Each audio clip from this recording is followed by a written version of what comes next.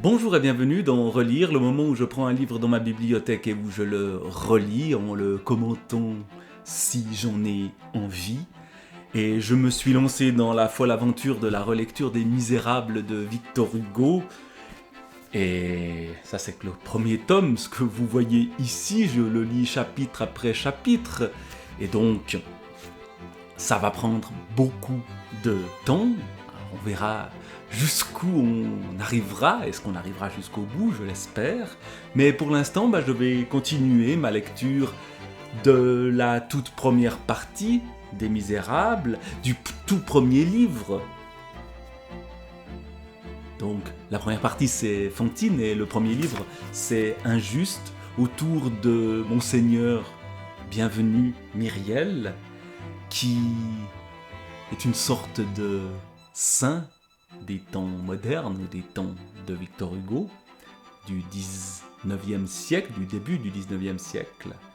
Et nous en sommes au chapitre 6, où nous allons découvrir, après avoir découvert les actes et les paroles de ce personnage, par qui il faisait garder sa maison. Chapitre 6. La maison qu'il habitait se composait, nous l'avons dit, d'un rez-de-chaussée et d'un seul étage. 3 pièces au rez-de-chaussée, 3 chambres au premier, au-dessus, un grenier. Derrière la maison, un jardin d'un quart d'arpent. Les deux femmes, je rappelle que c'est sa sœur Baptistine et Madame Magloire, la servante. Les deux femmes occupaient le premier. L'évêque logeait en bas. La première pièce, qui s'ouvrait sur la rue, lui servait de salle à manger, la deuxième de chambre à coucher et la troisième d'oratoire. On ne pouvait sortir de cet oratoire sans passer par la chambre à coucher et sortir de la chambre à coucher sans passer par la salle à manger. Ce petit détail aura de l'importance dans la suite de l'histoire. Dans l'oratoire, au fond, il y avait une alcôve fermée avec un lit pour les cas d'hospitalité. Je rappelle, ce mot hospitalité, il n'est pas anodin, c'était un hôpital, cette maison de l'évêque. Monsieur l'évêque offrait ce lit aux curés de campagne que des affaires ou les besoins de leur paroisse amenaient à Digne. La pharmacie de l'hôpital, petit bâtiment ajouté à la maison et pris sur le jardin, avait été transformé en cuisine et en cellier. Il y avait en outre dans le jardin une étable qui était l'ancienne cuisine de l'hospice et où l'évêque entretenait 2 vaches. Quelle que fût la quantité de lait qu'elles lui donnassent, il en envoyait invariablement tous les matins la moitié aux malades de l'hôpital. On retrouve cette charité de Monseigneur Bienvenu ici. « Je paye ma dîme », disait-il, et son sens de la formule, on le retrouve aussi. Sa chambre était assez grande et assez difficile à chauffer dans la mauvaise saison. Comme le bois est très cher à Digne, il avait imaginé de faire dans l'étable à vaches un compartiment fermé d'une cloison en planche. C'était là qu'il passait ses soirées dans les grands froids. Il appelait ça, ou il appelait cela, son salon d'hiver. Il n'y avait dans ce salon d'hiver, comme dans la salle à manger, d'autres meubles qu'une table de bois blanc, carrée, et 4 chaises de paille. La salle à manger était ornée en outre d'un vieux buffet peint en rose à la détrempe.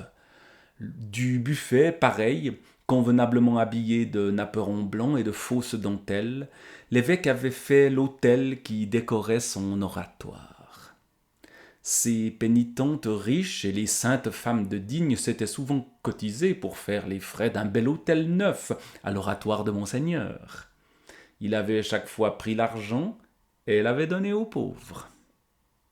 Le plus beau des autels, disait-il, c'est l'âme d'un malheureux consolé qui remercie Dieu. Il avait dans son oratoire 2 chaises prie-dieu en paille et un fauteuil à bras également en paille dans sa chambre à coucher. Quand par hasard il recevait 7 ou 8 personnes à la fois, le préfet ou le général ou l'état-major du régiment en garnison ou quelques élèves du petit séminaire, on était obligé d'aller chercher dans l'étable les chaises du salon d'hiver, dans l'oratoire les prie-dieu et le fauteuil dans la chambre à coucher. De cette façon, on pouvait réunir jusqu'à 11 sièges pour les visiteurs. À chaque nouvelle visite, on démeublait une pièce. Il arrivait parfois qu'on était 12.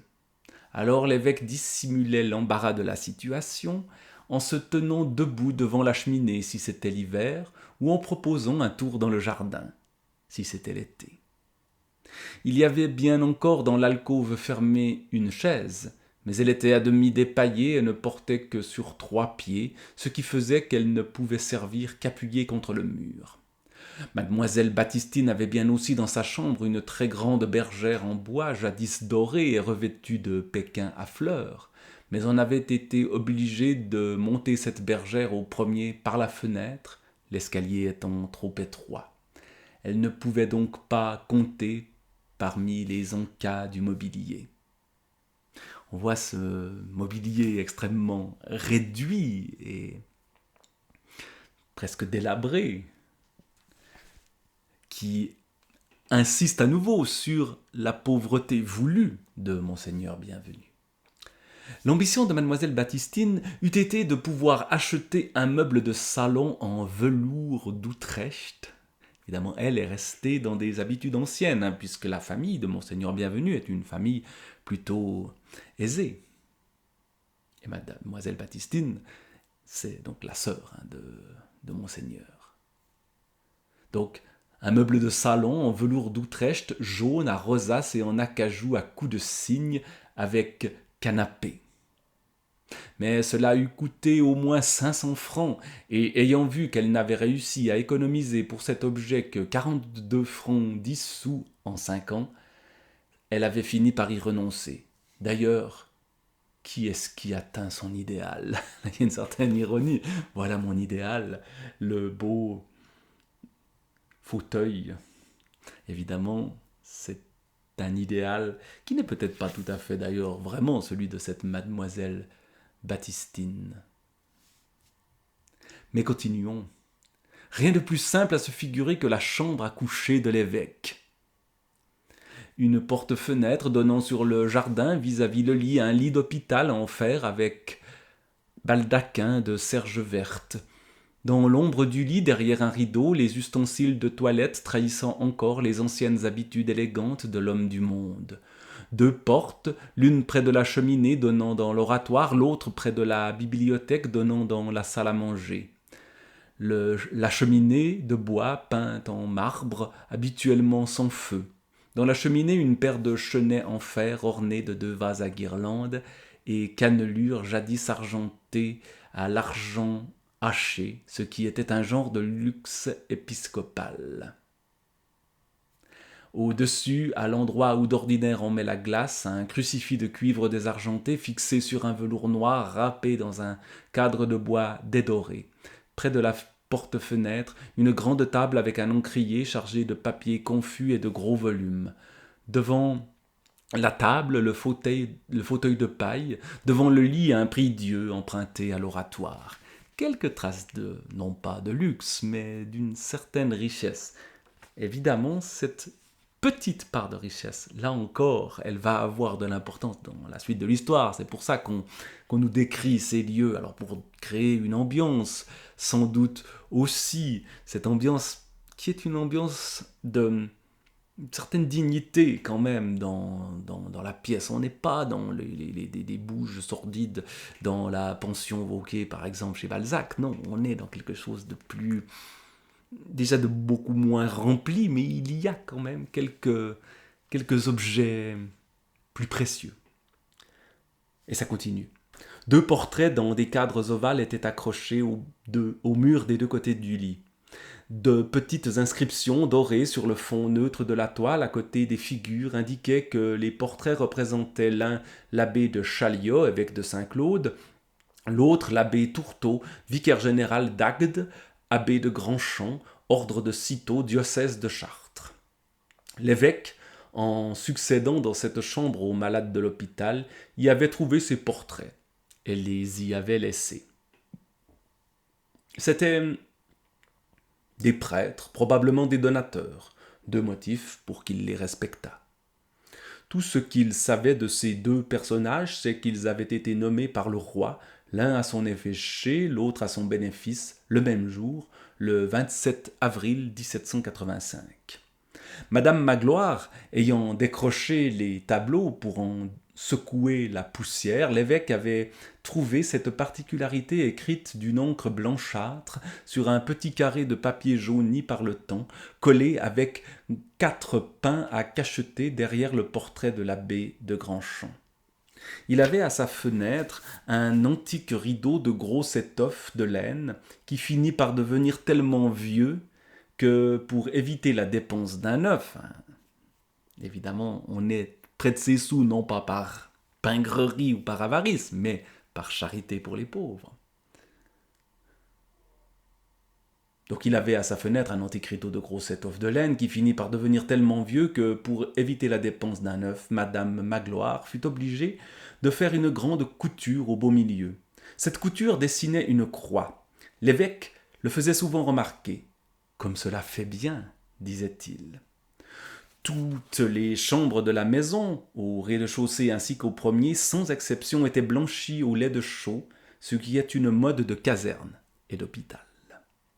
Cependant, dans les dernières années, Madame Magloire retrouva, comme on le verra plus loin, sous le papier badigeonné, des peintures qui ornaient l'appartement de Mademoiselle Baptistine.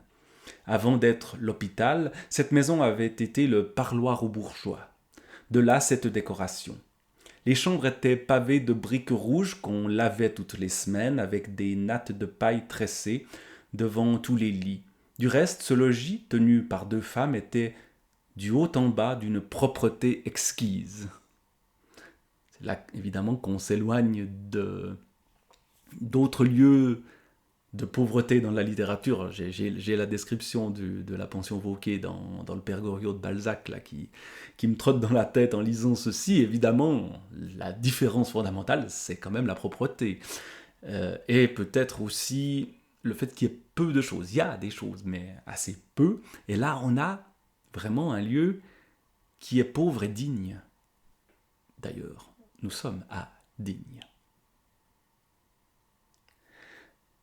Donc la propreté exquise, et c'est ce qu'il nous a dit juste après, c'était le seul luxe que l'évêque permit. Il disait « Cela ne prend rien aux pauvres ». Il faut convenir cependant qu'il lui restait ce qu'il avait possédé, de ce qu'il avait possédé jadis, et là on a un détail qui sera crucial pour la suite du roman. Il a fallu qu'on lise une 30aine de pages pour y arriver, mais ce petit détail-là sera absolument crucial, donc. Donc, qu'est-ce qu'il lui restait ? 6 couverts d'argent et une grande cuillère à soupe que Madame Magloire regardait tous les jours avec bonheur reluire splendidement sur la grosse nappe de toile blanche. Et comme nous peignons ici l'évêque de Digne tel qu'il était, nous devons ajouter qu'il lui était arrivé plus d'une fois de dire « Je renoncerai difficilement à manger dans de l'argenterie ». Il faut ajouter à cette argenterie 2 gros flambeaux d'argent massif qui lui venaient de l'héritage d'une grand-tante. Ces flambeaux portaient 2 bougies de cire et figuraient habituellement sur la cheminée de l'évêque. Quand il avait quelqu'un à dîner, Madame Magloire allumait les 2 bougies et mettait les 2 flambeaux sur la table. Voilà incidemment 2 détails, l'argenterie et les flambeaux qu'on retrouvera.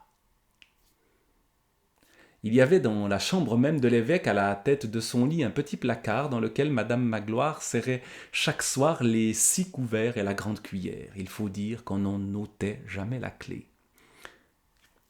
On n'a pas peur d'être volé dans cette maison-là.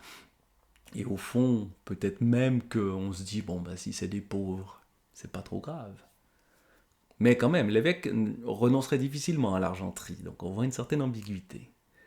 Le jardin, un peu gâté par les constructions assez laides dont nous avons parlé, se composait de 4 allées en croix, encore l'image de la croix qui revient, qui bénit ce lieu, en croix rayonnant autour d'un puisard.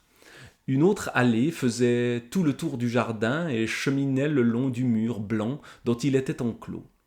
Ces allées laissaient entre elles 4 carrés bordés de buis. Dans 3, Madame Magloire cultivait des légumes. Dans le 4e, l'évêque avait mis des fleurs. Il y avait çà et là quelques arbres fruitiers. Une fois, Madame Magloire lui avait dit, avec une sorte de malice douce, « Monseigneur, vous qui tirez parti de tout, voilà pourtant un carré inutile. Il vaudrait mieux avoir là des salades que des bouquets. » Madame Magloire, répondit l'évêque, « Vous vous trompez. Le beau est aussi utile que l'utile. » Il ajouta après un silence, « Plus peut-être. » Ce carré composé de 3 ou 4 plates-bandes occupait l'évêque presque autant que ses livres. Il faut cultiver son jardin. Il y passait volontiers 1 heure ou 2, coupant, sarclant et piquant çà et là des trous en terre où il mettait des graines. Il n'était pas aussi hostile aux insectes qu'un jardinier l'eût voulu. Du reste, aucune prétention à la botanique. Il ignorait les groupes et le solidisme. Il ne cherchait pas le moins du monde à décider entre Tournefort et la méthode naturelle. Est-ce qu'il fait du bio ou du conventionnel dans son jardin? Ça ne l'intéresse pas, sans doute plus du bio. Il ne prenait parti ni pour les utricules contre les cotylédons, ni pour Jussieu contre Linné. Il n'étudiait pas les plantes, il aimait les fleurs. Il respectait beaucoup les savants, il respectait encore plus les ignorants. Et sans jamais manquer à ces 2 respects, il arrosait ses plates-bandes chaque soir d'été avec un arrosoir de fer blanc peint en vert. La maison n'avait pas une porte qui fermât à clé. Là encore, détail, mais détail significatif et détail qui aura aussi de l'importance. Là, Victor Hugo, il est en train de placer ses pions pour la suite de l'histoire. Il sait quand même où il nous emmène, même si il nous égare un peu et où on se dit mais commencez à nous raconter quelque chose. Pour l'instant, on ne nous fait que nous parler de la vie d'un homme, oui, un saint homme, mais finalement, bon, c'est pas bien passionnant ce qui se passe. Mais déjà des petites choses sont là. La porte de la salle à manger, qui, nous l'avons dit, donnait de plein pied sur la place de la cathédrale, était jadis armée de serrures et de verrous, comme une porte de prison. L'évêque avait fait ôter toutes ces ferrures, et cette porte, la nuit comme le jour, n'était fermée qu'au loquet. Le premier passant venu, à quelque heure que ce fût, n'avait qu'à la pousser. Dans les commencements, les 2 femmes avaient été tourmentées de cette porte jamais close. Mais M. de Digne leur avait dit « Faites mettre des verrous à vos chambres, si cela vous plaît. » Elles avaient fini par partager sa confiance, ou du moins par faire comme si elles la partageaient. Madame Magloire seule avait de temps en temps des frayeurs. Pour ce qui est de l'évêque, on peut trouver sa pensée expliquée ou du moins indiquée dans ces 3 lignes écrites par lui sur la marge d'une Bible. Voici la nuance. La porte du médecin ne doit jamais être fermée, la porte du prêtre doit toujours être ouverte.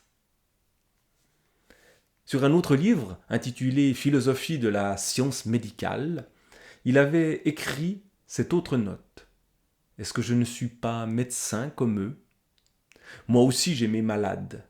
D'abord, j'ai les leurs, qu'ils appellent les malades, et puis j'ai les miens, que j'appelle les malheureux. » Alors, toujours ce sens de la formule des répétitions, des anaphores chez Victor Hugo, qu'il transfère à Monseigneur Myriel, qui écrit bien et qui a vraiment ce sens de la petite phrase. Ailleurs encore une de ces petites phrases. Ailleurs encore, il avait écrit « Ne demandez pas son nom à qui vous demande un gîte, c'est surtout celui-là que son nom embarrasse qui a besoin d'aide. » d'aide. Je lis aide, mais en fait c'est écrit asile. Mais évidemment, les deux mots ici sont presque synonymes.